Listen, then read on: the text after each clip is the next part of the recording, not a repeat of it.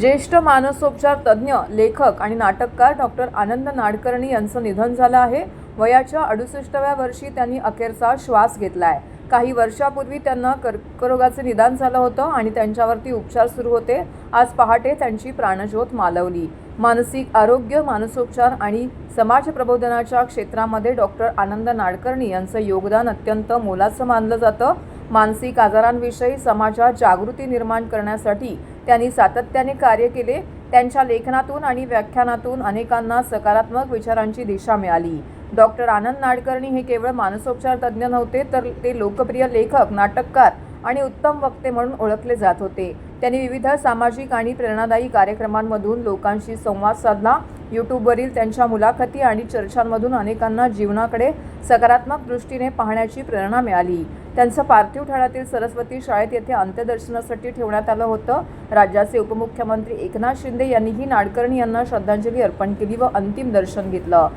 तसेच अंत्यदर्शन प्रसंगी वेळी खासदार नरेश म्हस्के, महापौर शर्मिला पिंपोळकर, आमदार संजय केळकर, आमदार निरंजन डावखरे, किरण नागती, मिलिंद जोशी तसेच सर्वपक्षीय नेते, कार्यकर्ते, अणुशास्त्रज्ञ अनिल काकोडकर, माजी खासदार कुमार केतकर, पोलीस आयुक्त आशुतोष डुमरे, इतर पदाधिकारी, विविध क्षेत्रातील मान्यवर, बंधू भगिनी उपस्थित होते.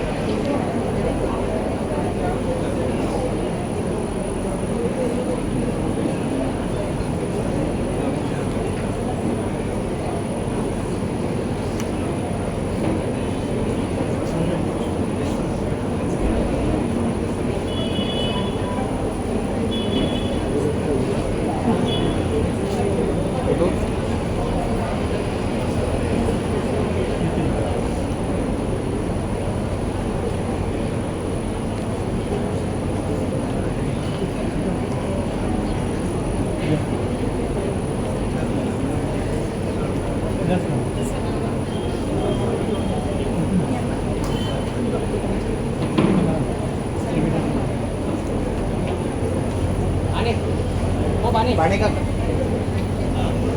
इकडे घेऊन ये त्यांना अशी इकडे आणा.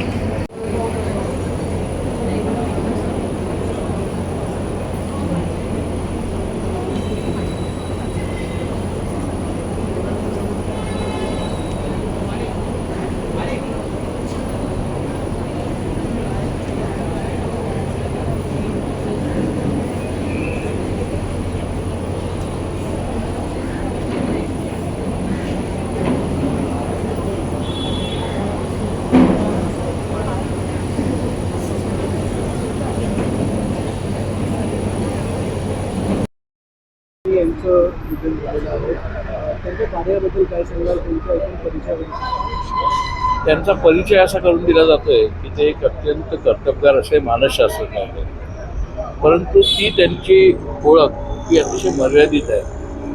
आता मी त्यांना जी 40-45 वर्ष ओळखतोय त्याच्यामध्ये त्यांनी काय गोष्ट केलेली नाही. त्यांनी नाटकं लिहिलेली आहेत, त्यांनी कविता लिहिल्या आहेत, त्यांनी लेख लिहिले आहेत, त्यांनी पुस्तकं लिहिली आहेत, किंबहुना ज्या क्षेत्रात ते काम करत होते म्हणजे वैद्यकीय क्षेत्र, त्या वैद्यकीय क्षेत्रामध्ये काय काय दुर्गुण पसरलेले आहे, काय काय तिथे वैद्यक सत्ता म्हणून त्यांनी इतक्या प्रकारे ते समाजामध्ये होते की मला कायम आश्चर्य वाटायचं की 24 तास यांना पुरतात कसे. कारण त्या सगळ्या 24 तासात आपल्याच 24 तासात ते सगळ्या गोष्टी करायचे. त्यांच्या नाटकाच्या अभिवाचनाला आम्ही हजर आहे. एवढं करून ते विविध शाळातल्या आणि कॉलेजातल्या मुलांना एकत्र करून मार्गदर्शन शिबिर घ्यायचे. ते मार्गदर्शन शिबिराला काही काही हजारेक मुलं असायची, हजार, आणि आम्ही त्याला कित्येक वेळा त्यांच्या त्या कार्यक्रमांमध्ये होतो. आणि मुख्य म्हणजे त्यांच्या आपण कर्तबगारी सांगतो विज्ञान हा मुख्य, त्यांचं वागणं जे होतं अत्यंत लाघवी, अतिशय लाघवी, प्रेमळ, आणि त्यांचा जो संपर्क होता शाळेतल्या कॉलेजातल्या मुलांपासून अगदी ज्येष्ठ नागरिकांपर्यंत, अतिशय सामान्य माणसापासून ते अतिशय बुद्धिमान माणसापर्यंत. म्हणूनच आता इथे डॉक्टर अनिल काकोडकरांसारखा एवढा श्रेष्ठ माणूस तो सुद्धा आता इथे हजर होता. नाटकाचे तर वगैरे होते, सेलिब्रिटी होते. गंमत अशी की त्यांना सेलिब्रिटी होण्याची शक्यता होती तरी पण ते झाले नाही. त्यांना सेलिब्रिटी असण्यात महत्त्व नव्हतं, कारण त्यांच्या कामामध्ये मी विचारलं त्यांचं कार्य, तर ते कार्य असं होतं सर्व स्तरांवरनं जागृती करायची. त्याच पार्श्वभूमीवर मुक्तांगणमध्ये त्यांनी सहभाग केला. मुक्तांगणमुळे त्यांची ओळख खूप लोकांना आहे, मानसशास्त्रज्ञ म्हणून आहे, पण त्यांच्या वागण्यातनं त्यांचं जेवढं शिक्षण आहे ना तेवढं त्यांच्या ह्या एकूण क्षेत्रात नाही. मला वाटतं त्यांच्या वागण्याचा परिणाम, संस्कार जर आत्ताच्या तरुण मुलांनी घेतला तर त्याचा खूप प्रभाव पडू शकेल. त्यांच्या ज्ञानाचा, त्यांच्या कर्तबगारीचा परिणाम होईल, पण त्यांच्या वागण्याचा संस्कार लोकांनी घ्यायला हवा. कारण त्या वागण्यातनं त्यांनी बरंच शिक्षण दिलेलं आहे. त्यांनी समाज जागृती केली की त्यांच्या समाज वर्तनातनं सुद्धा केलं. हे लक्षात घेतलं पाहिजे. असा माणूस परत होणार नाही, पण परत होणार नाही, पण ते गुण जर काही मुलांनी त्यांच्या जाण्याच्या निमित्ताने घेतले तर माणसं अशी निर्माण होऊ शकतील असा आशावाद आपल्याला वाटतो. ते कधीही निराशावादी नव्हते, अतिशय वाईट परिस्थितीत होते, आशावादी होते. तो आशावादही आपण घेतला पाहिजे आणि तो आत्मविश्वास. 40 वर्षांपासून तुमचं त्यांच्याशी परिचय आहे, काय नेमक्या आठवणी आहेत? हो, खूप आठवण येत. आम्ही एकत्र प्रवास केला आहे. कराड, सातारा, सांगली, सगळ्या पश्चिम महाराष्ट्राला प्रवास केला आहे. त्यावर चित्र सगळ्या गोष्टींमध्ये आम्ही चित्रपट, नाटकं, त्यामुळे त्या आठवणी काय त्या आहेत की त्या सांगतात जगातल्या तशा.